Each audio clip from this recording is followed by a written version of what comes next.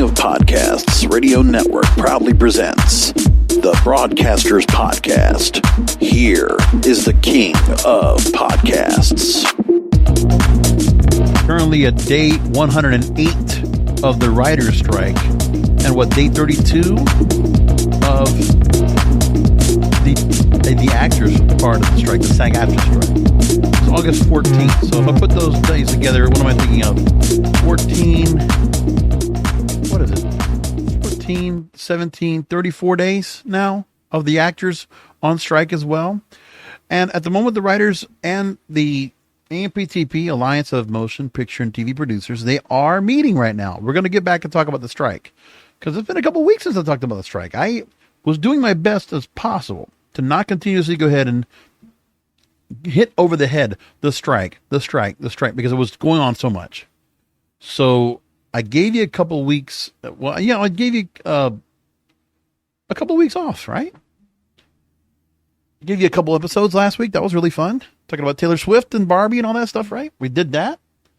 I did, I think, a pretty good job of covering all that. And I really appreciate all of you listeners for listening to that Taylor Swift episode, or listening to me talk about her twice. But what can I say? You know, I put a whole lot into that. So I do appreciate all of you listening into that. And we move along now.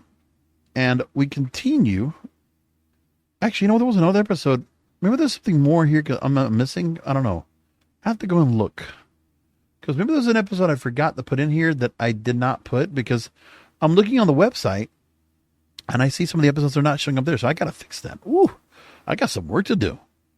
But I've been consistent doing weekly shows. Oh, we talked about Lizzo the week before. That's right. See, I did some good for you all. I did talk about a lot of things. We were just kind of like moving along as we went. But I've been a little bit slacking on the website. I got to fix that up. We'll patch that up tonight as I do this. If you saw the website, you'll know what I'm talking about. But by the time you hear this episode, you will not know what I'm talking about. There you go. I got housekeeping to do on the website, which it all starts in one place, kingofpodcasts.com, kingofpodcasts.com. And if you haven't had a chance to listen, I did previous episodes for wrestling. I talked about, you know, when it comes to the second biggest promotion in wrestling, AEW, and they're all in pay-per-view going on in London, where they're going to be held. It's going to be held in front of 80,000 plus screaming fans at Wembley Stadium coming up in a week and a half. Talked about that. And earlier this week, I talked about sugar daddies, which is a constant issue. I was talking about on the Praise and Debaucherous, which you can find every Tuesday night. I drop it. And then Wednesday nights is Wrestling is Real podcast. And then tonight, Thursday night, is Broadcasters Podcast. And that's what I do. And also my Podcasters Row series, which I just started and had an episode I put up earlier this week. The host of the podcast, The Tao of Self-Confidence, Sheena Yap Chan. So there's a lot to go and look for right now. Kingofpodcasts.com. I don't normally do the billboard of, you know, the menu of content that I have on the site, but if you want to go and take a look at it, go ahead and look for yourself. Also, if you want to look at the music playlist I have on Spotify, I'll do that too while I'm shilling. And make mention of that I have new songs in there under the Mega Miami category, which is where all the new music goes in, including Olivia Rodrigo's Bad Idea, Right? Which I'm pretty sure tomorrow, as I listen to BBC Radio 1, the official chart will probably deem that the number one song in the country and in the UK. That'll beat Sprinter, that's been on the top of the charts there in the UK for 10 weeks. I'm guessing Olivia Rodrigo will win that number one spot tomorrow as I listen tomorrow on the road doing some work and stuff. And this weekend I'm watching Blue Beetle on Friday and Strays on Saturday. And, you know, maybe if you want to hear a review on that, you let me know and I'll fill you in on that as well, if there's anything worth to mention about it on either or those points. And then I also expect the Billboard Hot 100 to put Bad Idea Right probably at number one as well. I think it'll topple on both. The song's getting a lot of groundswell right now on TikTok. I'm seeing the videos along with the Bama Rush, along with Planet of the Bass, which I'll talk about here on the program too. Oh boy. DJ Crazy Times, right? We'll talk about that a little bit. And if it's not that I'm watching on TikTok, it's the Whip It Challenge, the Daz Band, the 1982 hit, which I think I talked about on the program already. But yeah, it never ceases to amaze me. It continues to go on for another week. Third week, I think I've been watching it. So there you go. Let's talk about the writer's strike.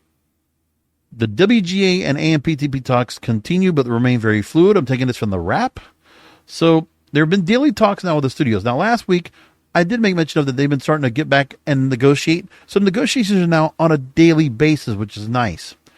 So here's where we are right now. The last 2 weeks, ever since I talked about Lizzo and Taylor Swift, the Writers Guild of America, the Alliance of Motion Picture TV Producers, have gotten back to negotiating.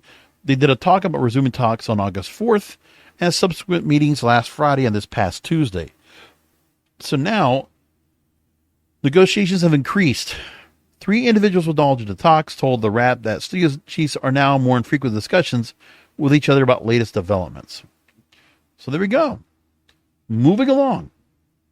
This is due to an increased urgency by the studios to end the strike over concerns of a prolonged work stoppage, accelerating the rate of linear TV cord cutting with no new scripted programming and harming production on films set for theatrical release next year. Right. Now we're getting into the serious business. 4 months in, can't keep going on with this. And the writers and the actors are in solidarity. So there's nothing can be done to move this where both unions are taken care of at the same time. That's the plan. And there's a story from the Wrap that also talks about the deal with the TV business on network TV. That's what we're talking about with linear TV, is the TV business on network TV. Because now we're going to get a lot of reruns, we're going to get reality shows, and we're going to get some shows brought on from other outlets that would have been streaming that are now being provided on free TV.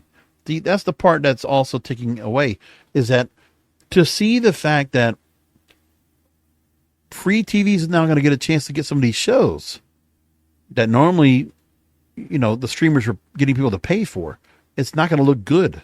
And they can only do so much of that because they want to keep that premium content. But if they're getting the promise that some of these programs are going to get thrown on premium TV eventually, or going to be thrown on linear TV or network TV eventually, then they're going to say, what's going on here? That doesn't smell right. So now what we got so far in this is there are the issues we already know, and one of the issues I've been talking about the most here is the writers' room. Let's talk about the linear part. We'll talk about that first, because that was brought up in the stories from the Wrap, and they talked about it.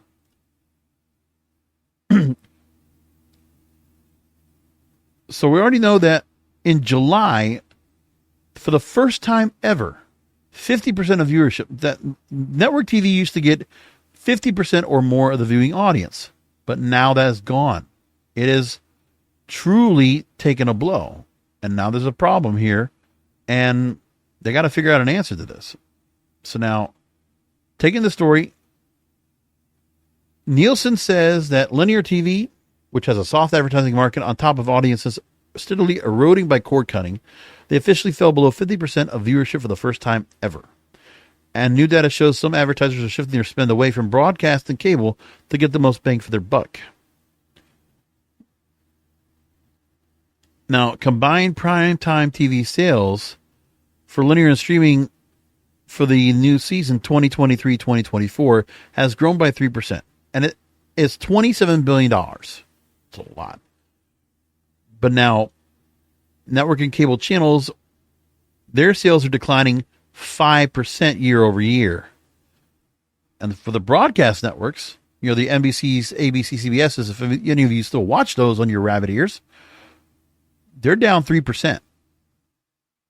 3% is a big chunk. And also the cost for 30-second spots now for adults has dropped 3% as well. 7% for cable. Those stats really make a big difference. So like what I'm saying about this all right here, it translates to the fact that network TV continues to keep losing money in advertising to try to prop that up. And with the streamers, and the idea that there might be less programming out there. Listen, Netflix right now, nobody's talking about the fact that, was that the movie that Gal Gadot was featured in, and I watched it this weekend. Wow, what a bomb that was. It was really bad. Okay. What was the name of this again?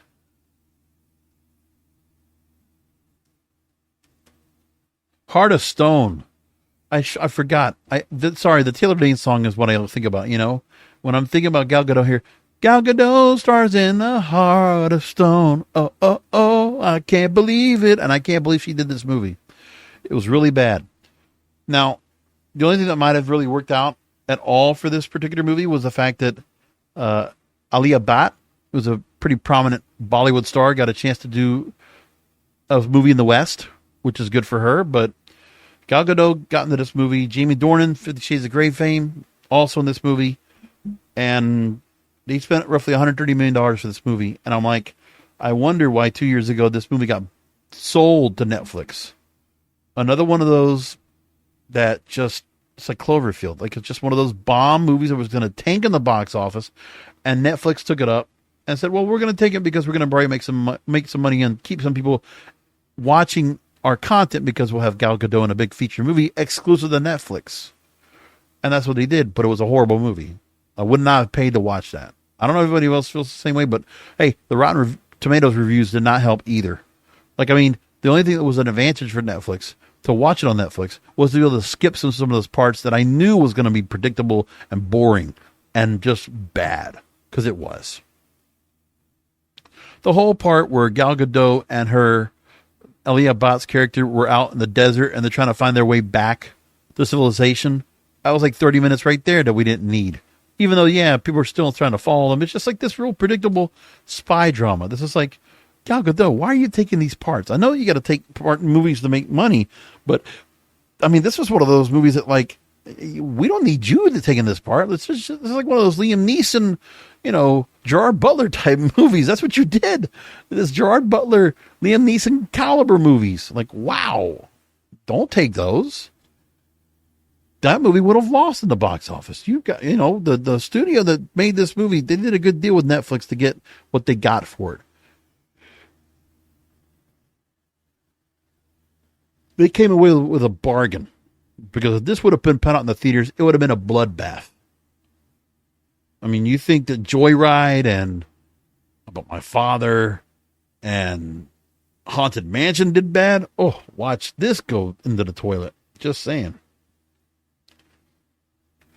Another thing that was being said was by a firm that's called Guideline that tracks about 90% of the U.S. agency market using billing data. Advertising agencies, right? Digital advertising now accounts for 60%. So that's internet, online, period, streaming, 60% of ad spend in 2023. For broadcast and cable TV, 34% of the ad spend. And 5 years ago, that was half. So the advertising dollars are going away from the traditional standard places for content for all these major corporations. Hey, I mean, tough on them to have this happen to them, but you know what are they going to do? They're struggling. And so streaming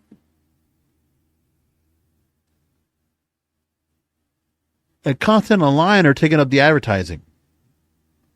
And streaming's probably not even getting some of that either, unless they're putting up a ad-supported model. I'll tell you what. And all the corporate media was trying to say, advertisers are committed to their fall schedule. The upfronts were all saying, hey, we got all our money locked in for the next year and all. Things like that. But it's not enough. It's not enough to go ahead and really take care of. So just keep that in mind.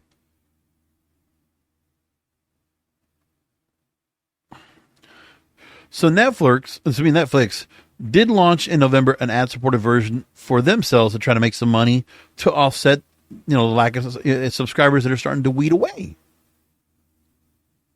And that the company took share from traditional TV broadcasters as well as digital video platforms and filled all their inventory for 2023-2024. And the ad tier is going to over 10 million monthly active users compared to 200 million subscribers right now?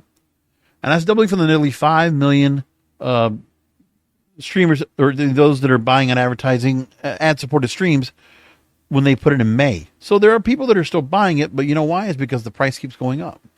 Once the price got jacked up on Netflix just recently, my brother was the one that got the account. Plus the sharing of passwords and cutting down on that. Well, you're just getting Netflix to just say, oh, you know what? We're going to, some people will still feel like they got to go ahead and opt for the ad-supported version, but you're not going to like it and you'll go away from it.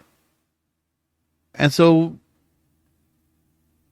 The fact they might have gotten 10 million, subscribers to stick around for the ads, that's not going to do and take away the erosion of subscribers that'll go away because they want to be able to just pay and never see ads again. There's no answer for this, but the corporates don't have an idea for it anyway. They're trying to figure out what they want to do. So that's the story right there. And right now they're also saying, the media analysts are saying that broadcasted cable TV right now is past the point of no return. Metrics are all bad. And it doesn't matter what live sports, what they have. It's just, it's going on. And there's no way of turning it around. So the streamers, they need to be able to make money for these big corporate conglomerate media types. They have to have it happen. Because if it doesn't, they're struggling. That's what they have to do. Now back to the story of the strike. I'm giving you the perspective of these streamers and these big media companies that own these streamers and what they're dealing with right now. That's the issue. Now, one of the issues that's being discussed is where, well, first of all, the investors, the people that are representing the studios, or those that are investing in the studios, they've been talking about this. Let's bring this story up real quick. Barron's.com talks about how all Hollywood executives have said to investors about the ongoing strikes. Now, this is pretty heavy stuff because second quarter earnings are all across the board. And what are you going to do right now to keep all these people at bay? You got to figure something out to make this work.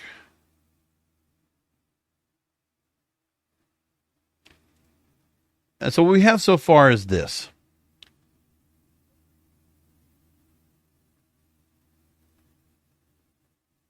Publicly traded firms have told investors they're saving on money now for production, though a prolonged strike will hamper release schedules. Pretty much what we already knew about that. And then the earnings calls for all these big conglomerates. Netflix, they told investors the company doesn't want to strike. Ted Sarandos, the co-CEO, grew up in a union household. He understands the financial toll a strike puts on workers.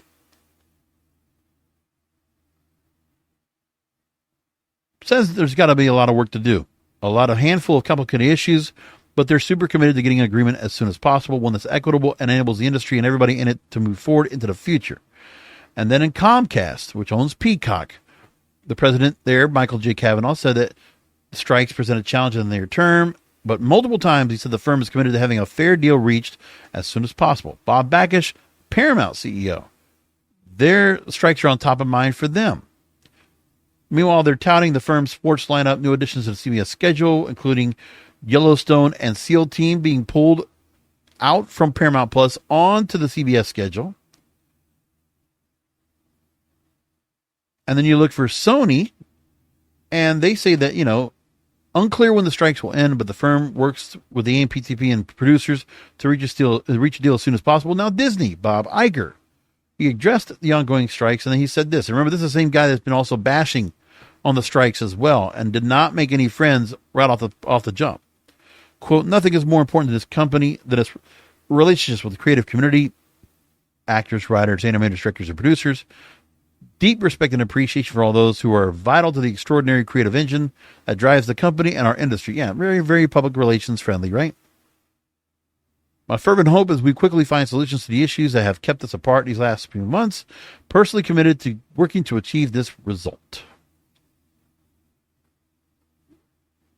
So that's the overall take right now, and that's from Barron's. They talked about that. So there are a few things that are being ongoing right now with the strike that need to be understood, and that's what some of the projects that are still moving along as we speak.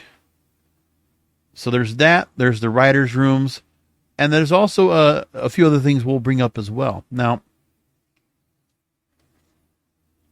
Duncan Crabtree Allen, one of the negotiators for SAG-AFTRA, he says there's no contract between the AMPTP to SAG-AFTRA, but they hope to come back to the table with the Writers Guild and intend of making a fair, equitable, and respectful deal.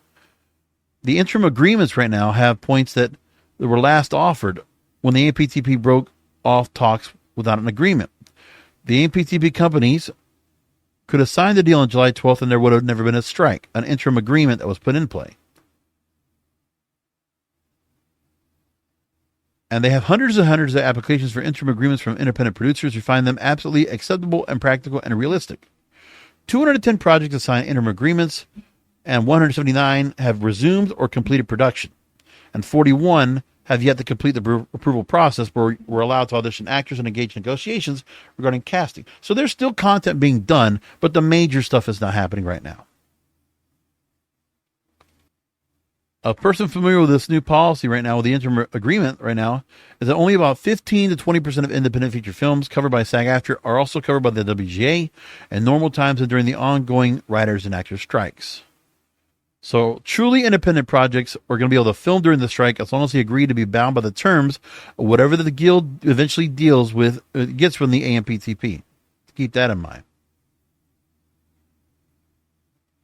Now, one of the other issues is the writers' rooms. We're getting into the September holiday, Labor Day weekend that's coming up, and that's when TV starts getting to be a pretty big deal. So Labor Day is taking on additional significance as a threshold for the writers' work stoppage to end in order for the networks to air meaningful seasons of their original live-action scripted series and at least have 13 episodes air. Crossing it without a deal or significant progress by October could delay the launch of series for the fall and spring until fall 2024 and put some sophomore and bubble shows even beyond broadcast in potential danger. As you remember the writer's strike in 2007, there were a number of shows that were lost because they couldn't withstand the strike. So the timing has been on the minds of TV production executives, producers, and showrunners as the fall approaches. They do not want to go to October. They want to get this done now. And so, an early September end of the writer's strike and a subsequent AMPTP agreement with SAG-AFTRA would return drama series to premiere by mid-February and new ones by March so they can get their standard mid-season runs of 13 episodes within the regular broadcast season. In the normal point, many network dramas would have already shot their 4th episode of the fall season. That's according to Warren Light, who's a showrunner with Law & Order SVU for many years. And he wrote that on August 8th. And he also says if the strike were to somehow end by Labor Day and shooting were to begin by early fall, the network could still salvage a 13-episode season. The clock keeps ticking. And that would benefit network and cable to be able to get those 13-episode seasons in. At least they would get a season in, and a show would not stop production altogether to where they could just halt it and never come back.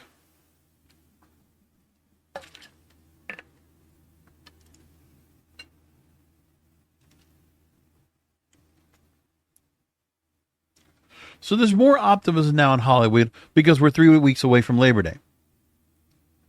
The Writers Guild now is slated to respond to the AMPTP's counterproposal this week. There's still issues to resolve as writers are striking to keep their profession sustainable, and some project negotiations are going deeper into the fall until a deal is struck.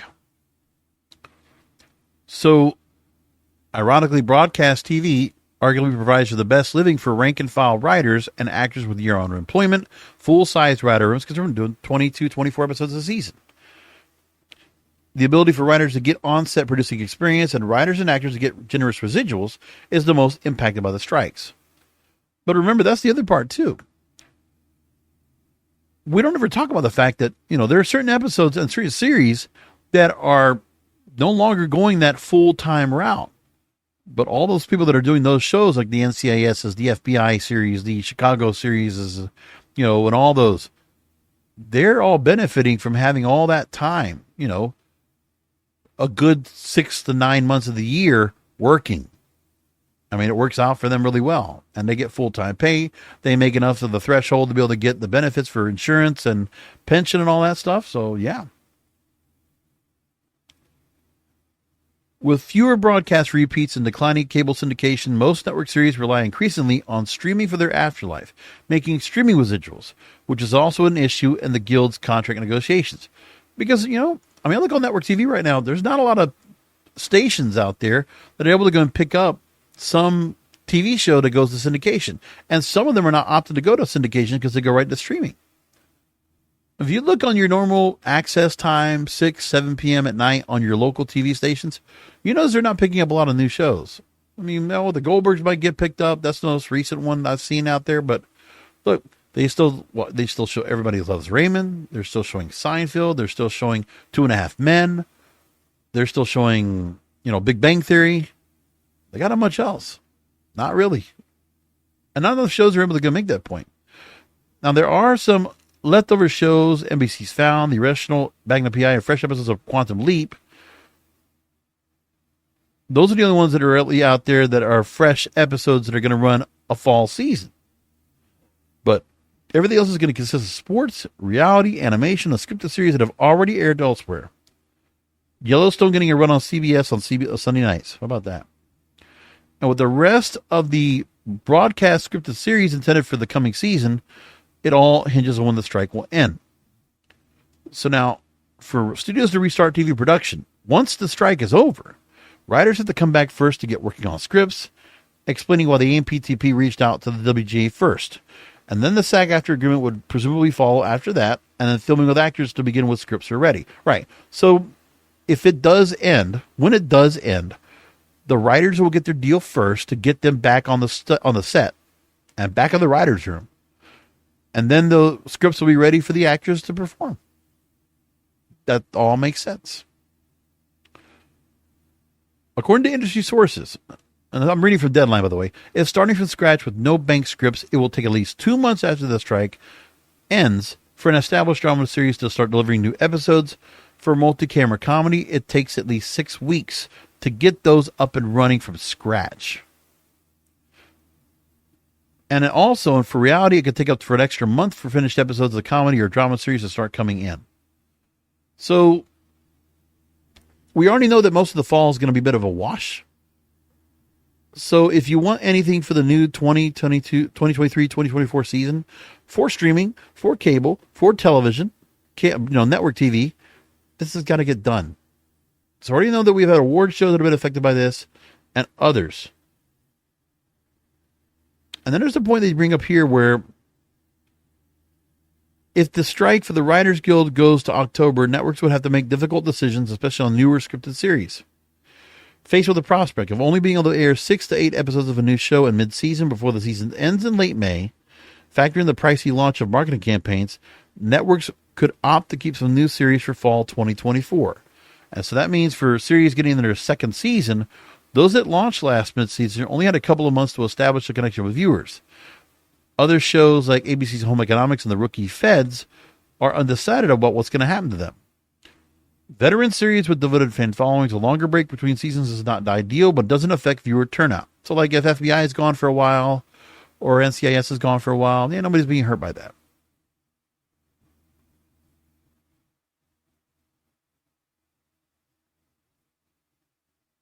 Now, people remember where COVID also affected us as well, because there were series that were headed to season 2.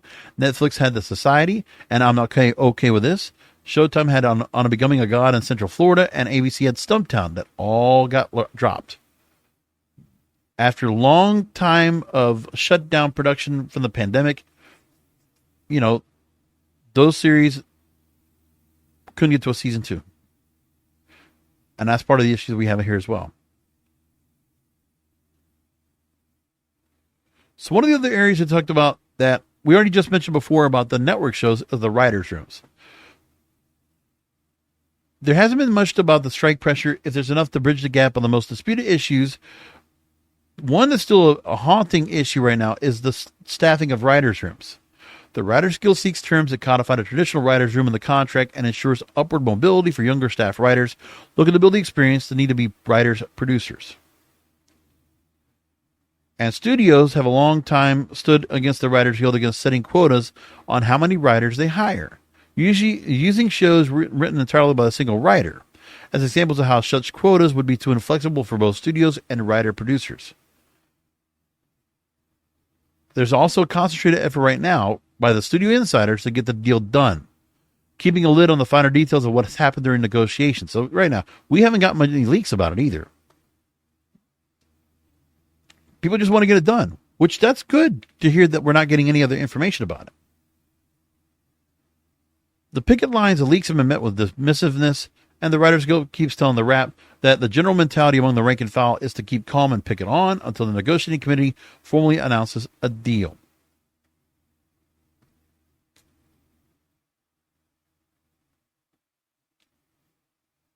WGA has not sent any memos to members regarding the talks since informing them Friday. So everybody's keeping under wraps. Negotiations are going on. They need to get it done. That's all there is to it.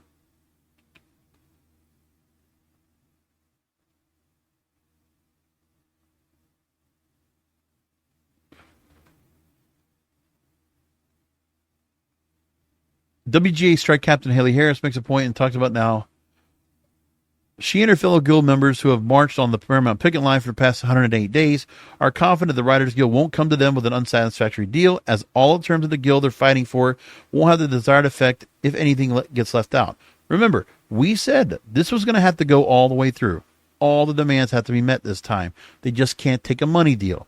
So for them to have held out longer than the 2007 strike, they want to get everything in. So she makes the point. Residuals. That's for streaming residuals, not based on subscribers, but on actual viewership.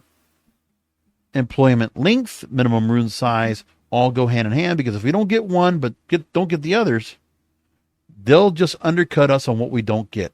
If we get residual increases but not minimum room size, the studios will try to push writers towards writing shows on their own. Right.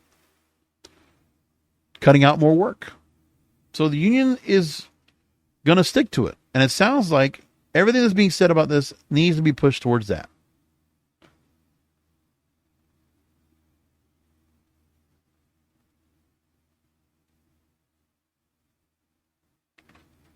Now, we're not saying anything that we don't have any issues when it comes to the studios, but the streamers are still dealing with an issue here.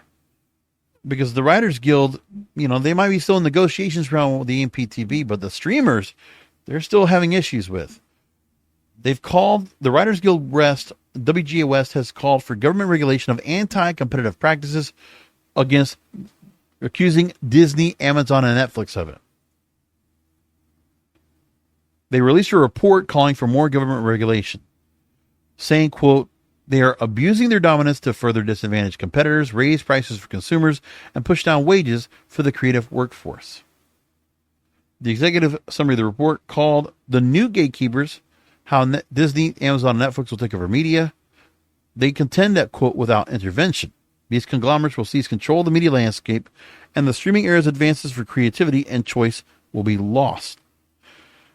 These new gatekeepers have amassed market power through mergers and other anti-competitive practices, offering an alarming window into the future of media. Well, just take a look at radio. Don't I always talk about radio and say, hey, radio did that. Did we all forget about that? But no, that's the way it is. Yep.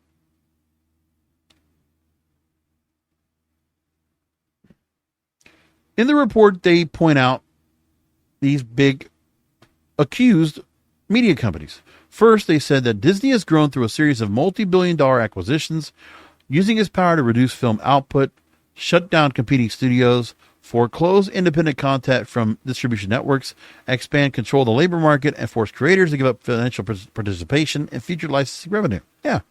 So when Disney bought Fox, when they dropped Miramax, right? All these different things. Fox Searchlight, what was the other Fox? Not Searchlight Pictures, but it was another studio that they had underneath that was doing independent films and being distributed as such, and Disney dropped it, right? They say that Amazon has gained a sizable footprint in a short time by utilizing the well-documented playbook critical to its ascendance as a tech company. Anti-competitive behavior, vertical integration. Amazon has harmed competitors, privileges related business, and abused employer leverage to underpay writers. And as for Netflix, once an innovative competitor, now using their position as the largest streaming service in the world to abuse its leverage as an employer, decrease innovative content spending, and raise prices for consumers. And they've cut out independent producers, severely underpaid writers in multiple areas. And a series of recent acquisitions signal its intent to further increase dominance and market power in order to reduce innovative content investment. Yeah. Just like any big company, Netflix was really doing a lot for the independent creators and putting some good deals in, but you know what? They're starting to tighten up themselves. and some of the content they're doing is subpar. I could have told you Netflix's quality was dropping. If you don't notice that in the original series, it is. Okay? You're not getting as many House of Cards, Stranger Things, Orange is the New Black type quality. Not so much. A lot of throwaway content, if you tell me. A lot of disposable content, honestly. Streaming video now is the most dominant distribution platform for content, but it's largely unregulated, taking the problems of vertical integration and media consolidation to the extreme. Their dominant employers have used their leverage to erode the sustainability of writing work. Further consolidation could result in fewer writers to earn a living and diminished variety in the marketplace of ideas. Well, you know what? This is why the internet is there. Internet is still the Wild West. What do you think happens when corporate companies, get something involved? Maybe there's some room for some creativity and some room to open up a new adventure and a new chance for content creators to come out and do something really special. But then they change and they get big and grossly big and they just start taking over. And they can command what they want. So they're asking for regulation that will block further consolidation. Yeah, stop deregulation. Good luck with that. Radio never got to do that. Just remember, why do you think I talk about radio all the time? Even since the beginning of this program. It's because radio has already suffered all the issues that TV, cable, and streaming are going through. Right? See, the talent and the staff of all those radio stations, they've been obliterated. They lost their jobs, many of them, and have moved on to other careers. Maybe some of them are doing like myself, working in podcasting. But no. Not much else can be done. But we're now at this point where here you expect, increase regulation, oversight, and streaming. Well, maybe they'll get some meetings and some hearings about it, but I doubt that. So where we are right now is there's not going to be much of an answer here for the Writers Guild to put out there. Listen, it's a nice report. They're not wrong. They are correct and accurate in what they're saying. But you can't expect Congress or expect Washington, D.C. to do anything about it. They're not. I don't expect them to do anything antitrust at all. All you can do is hit antitrust lawsuits on a regular basis when something is out there they can absolutely get. But at this point, these companies have power, they have money, they have influence, they have the lawyers. And the Writers Guild could put out there and do this all they want, which is fine. They are calling out the right people. So I give respect to that. But, of course, the cynical side of King of Podcasts says, I don't see much coming of this at all. It's just where I'm at. But I appreciate it. So that story was reported. The other thing that's also being reported is the fact of, we just talked about the restricting of what projects can move forward during the strike. Because right now, the Screen Actors Guild will no longer offer interim agreements on projects. So the Writers Guild has one thing, but this is where SAG-AFTRA, the actors right now. They will no longer grant permission to independent projects that fall under WGA contracts to continue production during the ongoing strike.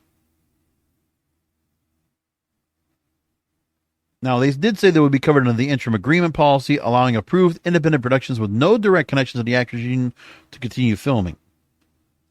That's really what the base is right now of what we're getting for the Writers Guild at this point. And there's been other things that have been talked about as well. So one more show I want to bring up when it comes to the strike, and then we'll move on to some other business here. Executives are sizing up their war chests. As we mentioned earlier, Hollywood has been talking to their investors in their earnings calls about what they're doing right now with the stoppage, and they're all in solidarity saying, we need to get a deal done. Hollywood studios, streamers, affiliated businesses have begun forecasting lower revenue, content spend, and in some cases, a lower outlook for the year. So they're going to get hurt by the investors. This is not promising news. But of course, they said, they're saving money right now, but their problem is they're going to see a loss. Or going to see lower revenue, and that's not going to help at all. Now, one of the other things they say too is that Netflix, at the moment, is still the best benefiting of the writer strike and the actor strike. As we're hearing right now, there's record views right now for people watching Suits. Okay. I watched Suits on USA all except the last season. And yes, it was a very good show. Don't get me wrong. Yes, I do like Harvey Specter and Mike Ross and, Rachel and all the gang and Louis Litt and, and oh yeah, sure. But come on. For all you people watching on Netflix that did not take the time to watch it on USA when it did happen. Listen, even I went and saw the first episode and then I watched the second episode and I was like, and I let it go for a little bit. And then I went back and caught up. And I started watching season 2 and then watched all the way through. And I never missed Suits. It was very good. But I sat there and watched it as everybody else watched. So you guys getting into the memes right now and the jokes and enjoying Louis Litt and all the, witticisms and the movie references. Yeah. You're about 8 years late to the party, pal. Okay? So don't tell me about Suits right now when you guys watching, just because Netflix put it on. But this is where it happens. Netflix has the pull. They have the stroke. They're best positioned among the streamers to withstand the strike. Large library content and international production capabilities. Well, if they keep generating more movies that are more like Heart of Stone and less like Knives Out, they're going to hurt. I don't know how some of you can watch some of Netflix's content and expect to enjoy some subpar direct-to-cable kind of stuff. You don't understand what I mean by direct-to-cable. Because when you used to go to the video store and you used to at least pay $3-4 for a video, okay? Direct-to-cable, you were still putting some hard-earned money on it. Netflix, you're putting the one price out there, and maybe you'll find something that you'll like, somewhat reasonable for whatever, but you have all this content to watch. But, it's not the same as it was. They don't have The Office up there anymore, or Friends, and all these other shows that people used to really enjoy, right? Because some of them all moved over. Just saying. Don't get me wrong. I enjoyed my fair share of Netflix, okay? I enjoyed House of Cards. I watched all the way through. I watched Orange is the New Black. Loved that show. It was great. I enjoyed, The Queen's Gambit. My love for Anya Taylor-Joy is never ending for that woman. Riverdale. Yeah, I definitely watched Riverdale and I enjoyed it. But I did not watch the last season that just came out. Even though Kimmy Mendez is like a crush to me, okay? I honestly, I watched for Veronica Lodge. And any of you that think that's something wrong with that, you're dead wrong. Because I just love the character. I love her. What can I say? She's gorgeous. The wealth of content, according to Sarandos in the earnings call, could even bring additional subscribers if the strike persists. Wells Fargo analyst Stephen Cahall said in a July 19th report that, like COVID and a prolonged Hollywood strike, Netflix likely gained share of engagement. All these companies in their earnings calls said they would spend less on content. How about that? Lower spend on content levels because they're trying to save money. Of course they would. Aside from the strike stuff, there's also another story that came out. The video game industry might now start feeling the pinch of unionization. So, staffers at a video game studio called Working Man Interactive, they have filed to unionize under the International Association of Theatrical and Stage Employees, IATSE. They would be the first video game worker union in the U.S. Now, this game studio is based in Rochester, New York. They work with clients like Nickelodeon, Disney, and Nintendo, creating interactive experiences for museums and other event spaces. Workers are looking to unionize to address challenges across the industry, jobs insecurity, inadequate compensation, and a lack of collective representation. So now we're seeing this come up into play. A supermajority of workers, according to IATSE, have already signed union authorization cards. Management did not voluntarily recognize the union, but IATSE's filed a petition for representation election with the National Labor Relations Board on August 16th. So we can see this very well happening. Now, IATSE represents typically crew members, technicians, and artists working in the entertainment industry, but they've been working to organize visual effects workers, including those working at Disney's Marvel.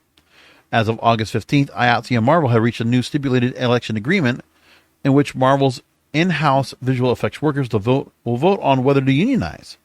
Election set August 21st, runs through September 11th. So Marvel could also be unionized. Watch out. And IATSE, why wouldn't they want more people to go ahead and sign up and pay their dues? Doesn't make surprise to me. So no more strike talk. We're done. We're going to get in the last few minutes and talk about a few more things. It's just some quick things here. In the movie space, so we got Blue Beetle coming up this weekend, Strays coming up this weekend, among others. But the summer movie season is already pretty much, wrapping up. Barbie has cleaned house, $1.2 billion. Oppenheimer closing on $700 million. Making money. Now, Rolling Stone talked to Randall Park as an actor and comedian, and he made some comments about Barbie that got some headlines.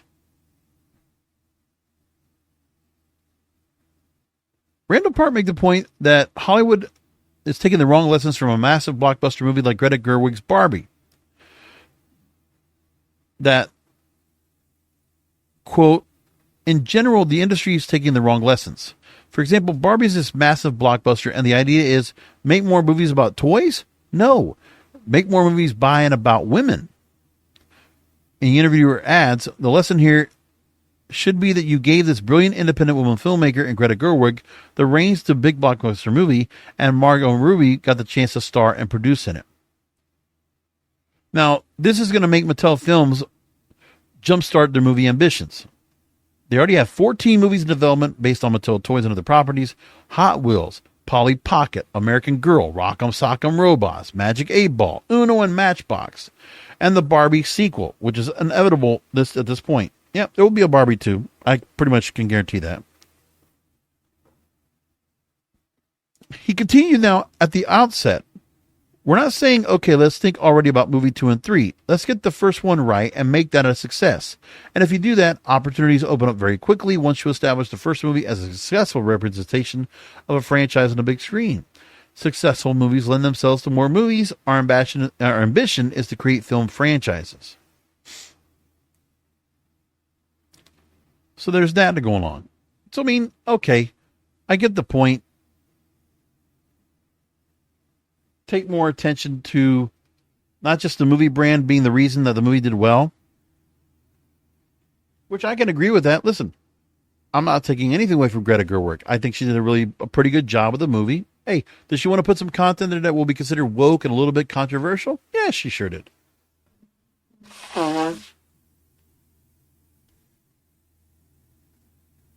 But ultimately, she did a pretty good movie. Hey, if I didn't have anything else to do on Friday, I was almost ready to go watch it a second time. I didn't think it was that bad. I really didn't. And I'm not saying it like it was like I was annoyed or cringed by it. No. I just thought, you know what? I got the free movie. I got my subscription. Maybe I'll go watch it again because I have nothing else to watch because I want to go see a movie. And I thought Barbie would be a good enough movie for me to go back and watch again. And I don't do that often. But see, the last time I did that with the subscription was the Batman. I went back and watched it again. And I enjoyed it. It was nice to go and watch it a second time. I was going to do it with Top Gun Maverick, but I didn't get a chance to go. And honestly, I almost thought about Oppenheimer this time around, but 3 hours is still a long time. I probably would have still enjoyed it, but I didn't think I needed to watch it again. It was with Barbie, I had a thing where when I got there, I kind of timed wrong the amount of time I was going to need to wait in concession for me to get over to watch the movie, because the concession lines were about a half hour normally, but this time was more like 40 minutes, 45 minutes. And I timed myself a little bit off. I got to get there a little bit early, but you got to time it right, you know? I mean, for me, I want to be able to get there where I'm not getting there way too early and I'm watching Maria Menounos talk about, whatever, and doing the trivia with the same thing I always see all the time. I don't need to see that. Or Perry's Picks, the movie thing, the movie stuff, the movie, right? If you know what I'm talking about in the trailers, the preview stuff, it's always there, right? Like, I want to get there just before the trailers because I want to watch the trailers. But the timing has to be right. And usually I can get there to my movie theater in about 30 minutes and I have enough time to get over there and get it done. But it didn't happen. So I noticed, okay, I'm in line and there's other movies going on. So like, it was just really tough for me to go and sit there in line. I already had water with me as a canteen. I was going to go buy me a soda, buy me popcorn, and other things. And I'm like, you know what? I can't wait. So I decided, you know what? Fuck it. I'm going to go to the movie right now, watch it, and I will find the moment where I can go ahead and go back out the concession. And I maybe missed about 10 minutes of the part right after Barbie learns she has to go back to the real world, and it's to travel with her and Ken back to the real world, going from Barbie Land over to the real world. So that's the part I missed. And by the time I got back, Barbie was already talking to the daughter of America Ferrera's character and getting roasted, right? Getting lambasted. The girl making her cry. Which that was the part I felt bad for. I felt bad for Margot Robbie. I wanted to give her a hug. Anyways. A couple of radio points I want to make. There was some other things that we're going to say. There's music and radio stuff I got to bring up, but I'll take real quick. All right. It was a story from Variety. MPC streaming, what that means for the future digital content. This is the Pinky Doll Cherry Crush stuff. And that was something that we're talking about that is very popular now because they think there's a market for it. But I'm sorry. I don't think this is nothing more than a fad. I don't believe that MPC streaming is going to make that much in digital content. I know they want to say that, but I don't believe it is. So right now they're saying that Pinky Doll makes up to $7,000 a day. The trend could hold lessons for marketers and media companies, suggesting a powerful way to engage audiences, tapping into nostalgia and associations with gaming experiences or digital pastimes, strongly held by gamers and familiar to digital natives. Listen, it's not mentally good. Okay? For those that are spending time to watch the MPC streaming, no. I would rather just bring back the ASMR stuff, okay? Than this. The MPC streaming is just, it's a fad. I think it's a trend, and I think for people to think that it's going to happen, listen, they make the point in here in this article from Variety. The MPC live streaming trend carries an undeniable aspect of power play that borders on erotic as content creators, themselves often attractive, well, yes, they are, perform acts on demand in response to monetary tokens of appreciation. Right. Prostitution, basically. But, digitally. It's simping. So say that. While the streams aren't overtly sexual, some might find the appeal, the illusion of control they offer. Discomfort around that aspect has done nothing to stall viewing. Right. It's just got to slow down. They can't have this. MPC streaming demonstrates how game thinking and mechanics are being even more explicitly applied in reference to non-game contexts, where social media itself can be understood and gamified, engaging with other people or at least other users.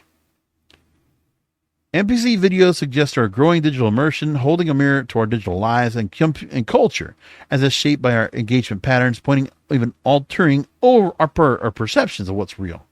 Yeah, I'm actually talking to somebody tomorrow about, AI girlfriends for my Depraved and Debaucherous series. I'm like, what in the hell is this?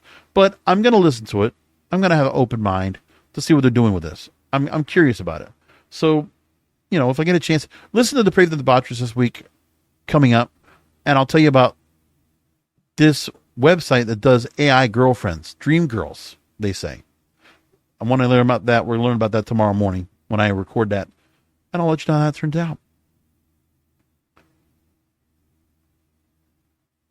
Now, TikTok and Warner Music has made a deal, and Music Business Worldwide explains that it's on course to make TikTok the MTV of the 21st century, but to do so, it needs better relations with the rest of the music industry. And that's what I think needs to happen. TikTok is going to be the MTV, the tastemaker. It's starting to get there. But they also want to be able to get with the music industry so that quality artists can get their content out there viral as well.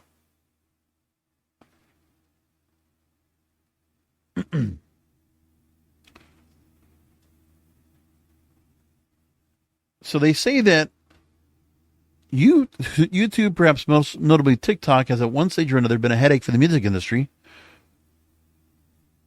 where music is used and shared freely and organically, but with underwhelming benefit to the creators and rights holders behind that music. So part of the process of growing up for a media platform is the realization that it will have to play by the rules when it comes to music rights. That was the trajectory that YouTube followed. Now TikTok is now going to be set to go and start paying royalties. They've made a deal with Warner Music Group last month, arguably the clearest sign yet. The social media platform, which has 1 billion active monthly users, 7 years into existence, is maturing, and the licenses the entire repertoire of Warner Recorded Music and Warner Chappell Music, not only to TikTok, but to the other ByteDance-owned entities. Their video editing platform CapCut, the commercial music library, and the newly created streaming TikTok music service.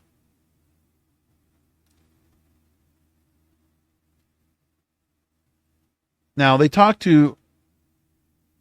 learned from Warner Music Group's CEO, Robert Kinkle, in their company's third quarter earnings call. He cautioned that it isn't at liberty to divulge details of how much you're getting on the deal, but what I can say is this. The deal features improved monetization per user that is comparable to other streaming services, fully recognizing the value of our music and how critical it is to the engagement on the platform. So yeah, because similar to Spotify, YouTube Music, then a sure bet we're no longer talking about a lump sum payment model, right? They're paying significant money for royalties. And if they can get this from TikTok, then radio has to come next. Eventually, talking about royalties, Sound Exchange is going after SiriusXM. A lawsuit's been filed to SiriusXM for $150 million.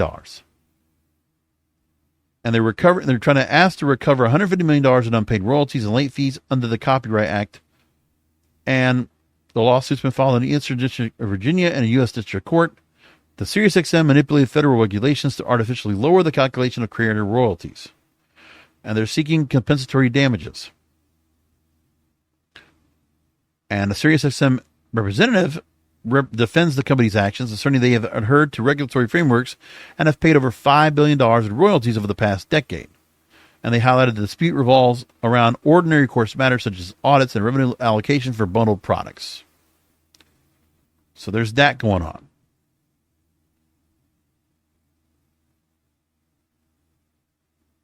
Another story coming out from Billboard talks about songwriters and publishers have a $250 million payday coming after streaming royalty determination, and readjusting royalties will be including settling over and under payments. And what happened was they said that the Copyright Royalty Board has printed its Phono Record 3 final determination in the Federal Register. And what they are saying with this is that they're going to make the new rate structure official, concluding a more than 4-year royalty road between publishers and streaming services. So they're expecting that industry estimates could be $400 million in determined rates, finalized 8 months after the 2017-2022 term expired. So there will be another $250 million in unpaid mechanical royalties from digital services to publishers and songwriters. Services like Spotify, Amazon Music, YouTube, and Pandora have 6 months to review and adjust past payments. They were made for U.S. mechanicals to the new rates. So yeah, they're going after that. And another story is coming out. The radio industry is formally asking a federal court to set both ASCAP and BMI's music royalty rates. Radio must also fall in line. The Radio Music License Committee is still fighting with ASCAP and BMI over whether the new rate agreements are decided jointly or separately, but they filed separate rate requests in U.S. District Court in New York for the two performance rights organizations after they lost their first round attempts to unite the two proceedings. Remember we talked about it a few months ago? So they're still waiting on an appeals court judge, the RMLC, on keeping them together. The decision was wrongly decided and may move to bring the two back together at a later date if the court agrees. And the Radio Music License Committee is also laying out its argument for where rates should head for stations in the coming years. And so we'll have to find out what's going to go on with that, because radio could still have to be worried about this part as well. And what will radio do about that eventually? Well, We'll find out. Because some of these big radio companies, they can't hold on for much longer. Just say it like that.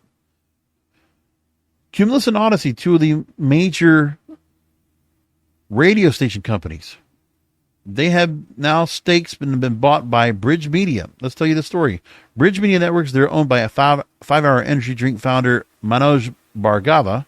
They're expanding media interests by buying stakes in Odyssey and Cumulus Media as part of a series of deals that include TV, print, and online media. So Bhargava and his company, Renew Group Private Limited, has acquired over 800,000 shares of Cumulus, and now they have a 5.15% stake. And then Odyssey, they bought $60 million of their first lien Term B debt. So this guy already owns Headline News and Sports Network's NewsNet and Sports News Highlights. He owns a couple of automotive and travel properties, and owns and operates 50 mainly no-power TV stations nationally and 50 independent broadcast affiliates, adding to their portfolio, if you will. All right, that's the show for tonight. Thank you for listening in and finding the show as you always do.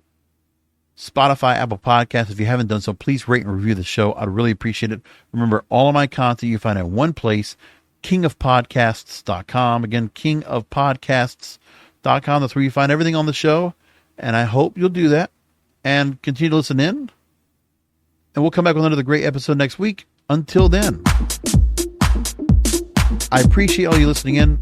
Of course, everything's under the King of Podcast Radio Network. Again, kingofpodcasts.com.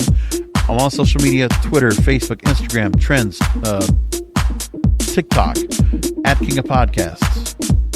Until next week, remember that content is king, and the control of your content is in your hands.